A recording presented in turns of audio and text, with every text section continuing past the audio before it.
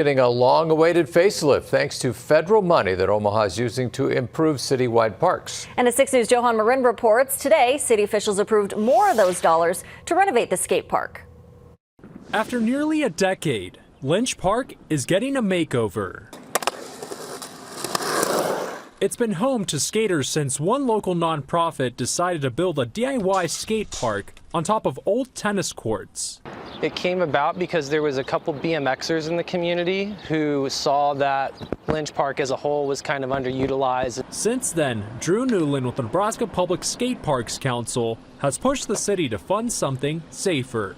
I can't even begin to count how many young people, especially in that community around Lynch Park, have picked up a skateboard and started skateboarding in earnest because they saw other people in that space skating and riding their bikes. In 2023, the city announced it would use millions of dollars in ARPA funds to improve Omaha parks. Today, council members approved $150,000 of that to renovate the skate park. Skate parks are a great aspect of parks and recreation provision for any community, as are dog parks, as are golf courses, as are pools. Everything has its place, and we want to make sure that all of those groups are provided for. This is in addition to $2.5 million of those funds that will be used to give Lynch Park more green space and fix up its baseball field and basketball court. I can only imagine what renovations could do to this place.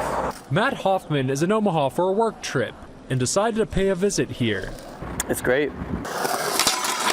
Being a longtime skater, a new and improved skate park will give him a better reason to come back. So here in Omaha, having something like this, being able to come here, especially from out of state, is great. On your side, I'm Johan Marin, 6 News.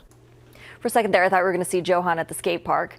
The city says renovations for the park will start this Friday. It will be done in phases, starting with the baseball field, basketball court, and then resurfacing. Phase 2 will then be the skate park renovations.